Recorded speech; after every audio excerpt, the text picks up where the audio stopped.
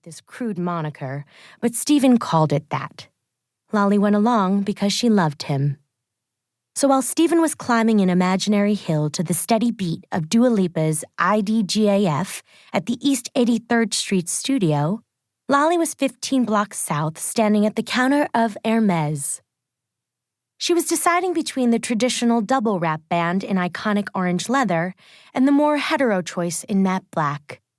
She was admiring the orange band on her own delicate wrist when Stephen's Apple Watch vibrated and a tiny tit pic flashed on the screen, followed by the gray text bubble containing the letters DTF, eggplant emoji. Lolly tapped the touchscreen to see the photo again. Confirming the worst, she froze until her fight or flight impulse kicked in. Lolly chose flight, forgetting to take off the new band as she ran out and was stopped by the burly security guard who blocked the door. Lolly, never good at holding back tears, started to sob pitifully, staring down at her beloved Gucci sneakers, the ones with the glittering snakes that Stephen had bought her this past Christmas. Unsure of what to do, the security guard placed his arms around the crying girl. She pressed her face into his polyblend jacket and whispered, "It's a mistake. It must be a mistake. Please let it be a goddamn mistake." Eventually, the beautiful Japanese saleswoman, decked out in head-to-toe Hermes, who had been helping Lolly before, took charge of the situation and brought her into the back room. She sat her down on a small couch and gave her a Perrier, which gave Lolly hiccups and made her start crying even harder. The whole scene was quite embarrassing for all parties involved.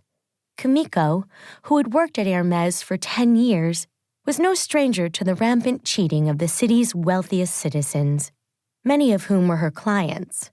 But there was something about witnessing the 17-year-old girl's loss of innocence, IRL, that unexpectedly moved her.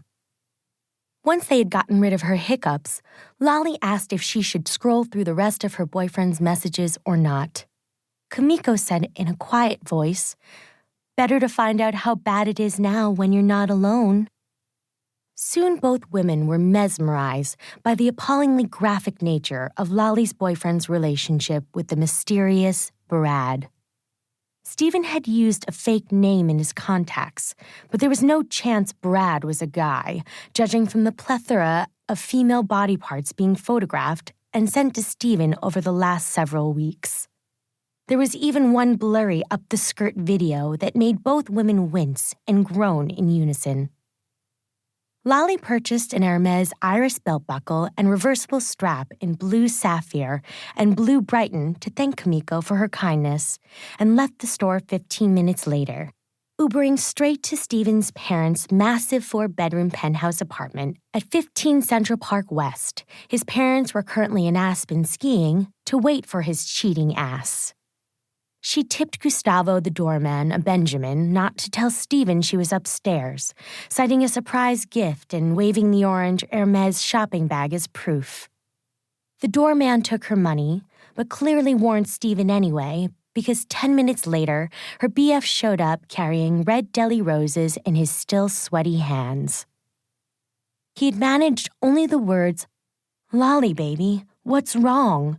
before his mother's favorite Lalique Tourbillon's amber vase whizzed past him and smashed into the marble foyer floor.